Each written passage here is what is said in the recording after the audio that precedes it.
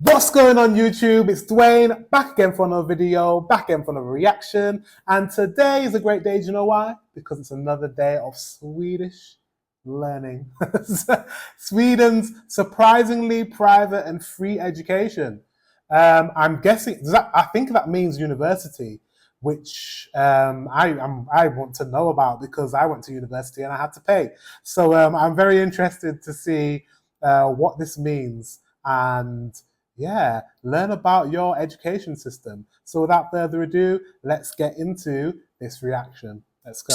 Have the most extensive and efficient public services in the world? Which are the countries where education, healthcare, and public administration not only cater to everyone, but do it well, and do it spending the right and necessary amount of money? Well, the answer is very easy. The countries of Northern Europe, countries like Norway, Sweden, or Denmark, which are always presented as well-known success stories, high taxes, and social democracy. But what if I were to tell you that this is not 100% true? What if I were to tell you that there is a lot of legend that is somewhat manipulated concerning the success of these countries? You see, despite the great reputation of Sweden's public services, what would you say if I told you that its education system is largely privately managed? Yes, it is true that for most of its modern history, Sweden has been a country that has relied heavily on state management. For Swedes, it has always been normal for the state to provide services such as healthcare, education, and pensions, without the private sector getting involved. Hence its reputation as a Nordic, social, democratic country. However, at the end of the 20th century, everything changed. This man you see on screen, Carl Bildt, came to power in Sweden as the leader of the Moderate Party, a party that has never played a role in government before, and yet in 1991 won the elections with a plan that completely broke with Swedish tradition. A plan that consisted of cutting public spending, lowering taxes, and liberalizing markets such as energy. But above all, and what interests us most right now, possibly the most groundbreaking measure of this government was the privatization of part of the public education system. Yes, that's right. In fact, that's precisely what this video is about. What exactly did this model of educational privatization consist of? Was privately managed education a success or a resounding failure? What would happen if other countries with fully public systems opened the door to private management? Well, today on Visual Economic. Let me know. Let me know in the comment section below what privatization has done to your schools. It's funny he's speaking on Sweden and the privatization, but actually in the UK, there are a lot of schools that actually have turned into academies and are run by businesses and have become private. So yeah, I'm interested to see how this has turned out. We'll tell you all about it. Stay tuned.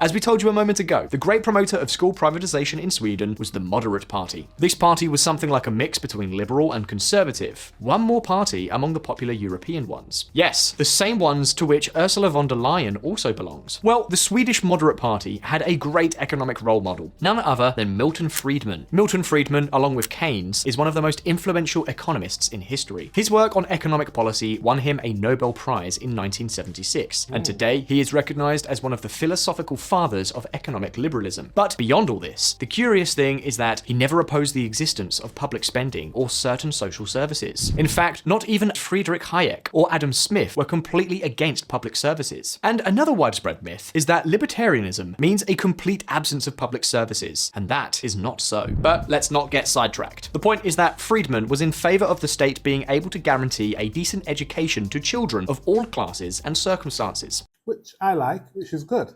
However, what he did not agree with was that this education should be provided directly by the state. In other words, he was against public education. But let's see, hold on a minute, can you be against public education, but at the same time be in favor of the state guaranteeing education? Isn't that a bit contradictory? Well, no, the truth is that it's not contradictory at all. Because one matter is who pays for the education, and quite another, who provides it. And that is exactly where Friedman's proposal for school vouchers comes in. You see, in a traditional public education system, families generally do not have many alternatives when choosing the type of educational model in which they want to educate their children. Public schools tend to follow poorly differentiated patterns of operation, and on many occasions do not adapt to the different needs of very diverse students in order to fully develop their abilities. Of course, in saying this, there are dozens of different... That's the problem in the UK. We have set schools with a one system school system, unless you're super, super rich and you can send your child to a private school. You have a public school system where the curriculum is very rigid. You can't choose the way your child is educated because all the schools go by the same system. So you're kind of stuck. Public systems, and not all of them are like this. But without a doubt, what almost all public education systems do have in common is that competition between schools tends to be almost non-existent. Although I insist, here too there are exceptions, as we have already seen on Visual Politic in the case of Estonia. But as a general rule, the most common thing is that a public school does not care if it has more or less children enrolled. It does not care if the children get better or worse grades. Basically, teachers and administrators are going to get paid at the end of the month anyway, so the incentives to improve their service are practically non-existent. And that is precisely what Friedman's school voucher system is intended to address. Okay. In the school voucher model, families receive a public subsidy to pay the tuition of the privately managed school of their choice for their children. These are independent schools that receive funding only and exclusively for the number of students enrolled. Because of their independence, these centres have more freedom to specialise and adjust to the different needs that students may have. For example, by focusing their teaching load on the arts, mathematics, or perhaps languages. Don't think you're going to get rid of what you don't like so easily. Be that as it may, the point is that if the centres do things badly, if the children leave poorly prepared, if they had bad teachers or bad facilities, parents will no longer send their children to those centres. And since these centres earn money for the number of students they have, if they have fewer and fewer students, then they will also earn less money and may end up closing. So you may be wondering, what does this all mean? Well, schools and institutes will have much more incentive to do things right, to provide quality education with computers and facilities in. So that's a pretty good model.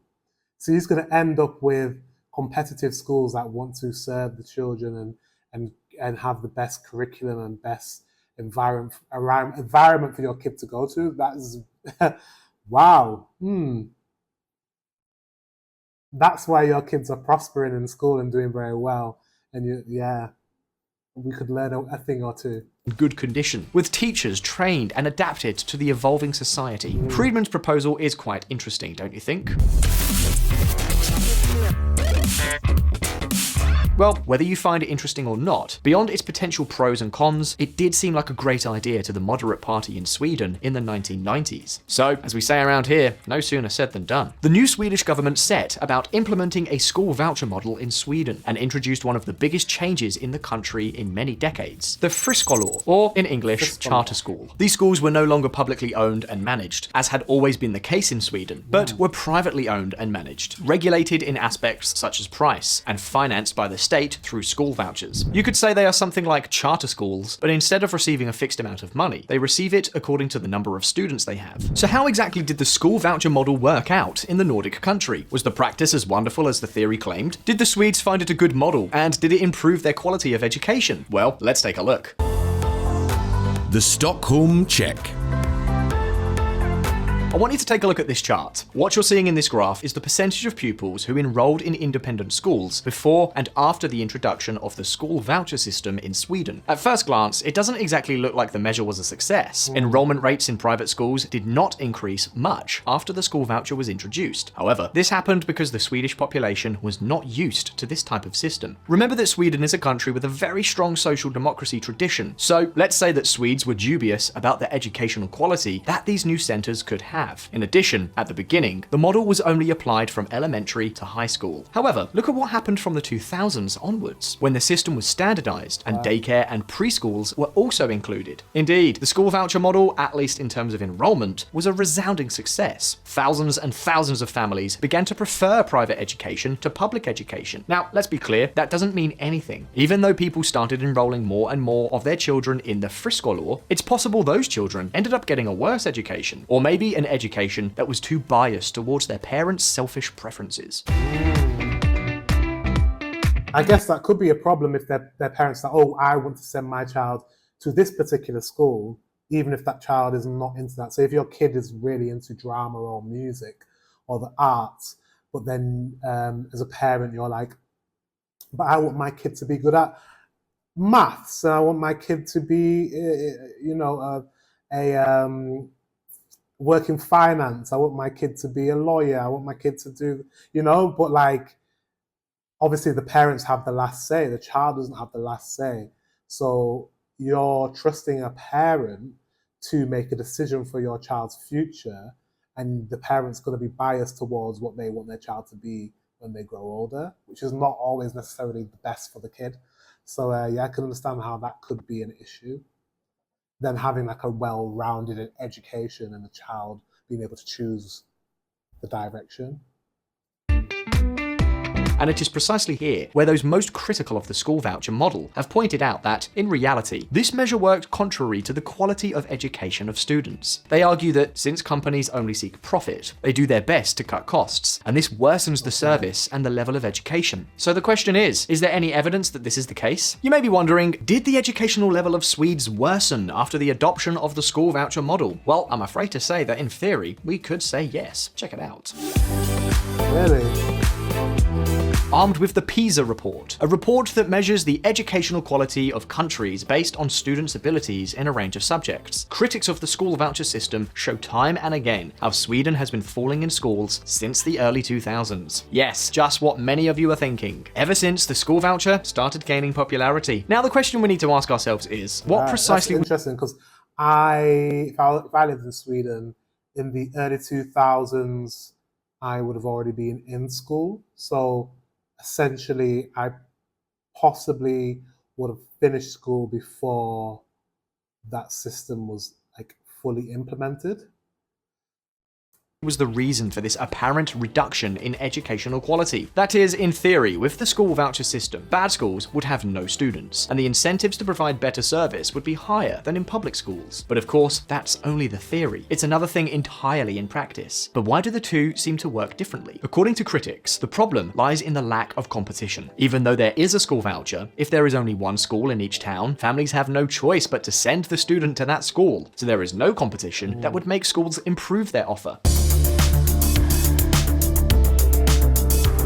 You see, part of the problem with the Swedish friskolor system is that in order to open a new school, that school has to be endorsed by the state. And not only that, it must also demonstrate that it is necessary to open, and that can be a major barrier to competition. In that sense alone, there are cases in which the public schools themselves maneuvered in a, shall we say, dishonest way to prevent the opening of new free schools, and this could end up reducing their funding. In other words, if private schools become fashionable, the government will allocate less money to public schools, and of course, nobody likes to lose money. Lobby groups and the economy. What can I say? Be that as it may, does this all mean that the school voucher system is a disaster? Should Sweden return to a fully public model after this apparent failure? Well, I'm afraid that it's much more complicated than we have told you, so let's keep going. The PISA syndrome. As we've seen, the main argument against the Swedish school voucher is that the PISA reports have substantially worsened since the implementation of this model. However, the truth is that the PISA report collects data from both friskolor and public schools. And in fact, public schools represent 86% of the total. That is, this data, rather than a representation of the educational efficiency of the school voucher scheme, is a representation to a greater extent of the decline of Swedish public schooling. However, if this is the case, if the PISA report cannot serve as proof of anything, how can we come to understand the real educational quality of privately managed schools? Well, it was precisely this question that the two Swedish academics, Borlmark and Lindahl, tried to answer in 2015. In an article in which they carefully compared the results of public and friskolor schools, they came to the conclusion that the school voucher scheme introduced in 1992 not only did not worsen the quality of education, but caused an improvement of 5% in average scores compared to public schools. And as if that were not enough, they also found that the students from the friskolor had more access to university and obtained better salaries during their working years. Is that true? Let me know in the comment section below. What is your experience of the new system? Let me know.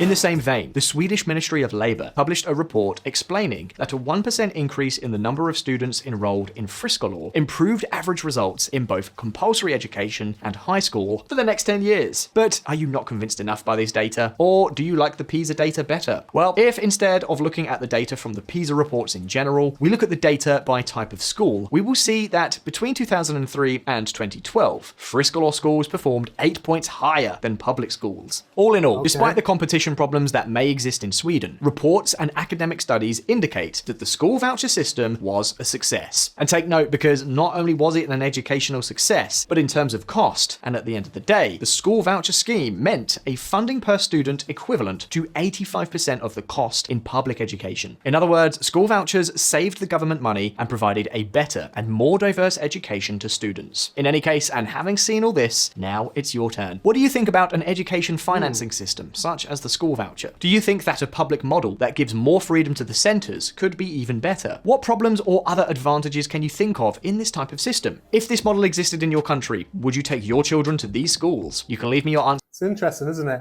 I feel like this model would work better in a bigger city rather than like he was saying, like places where there's like, it's a small town and there's only one school in the whole town. There's no incentive for that school to improve because there's no competition.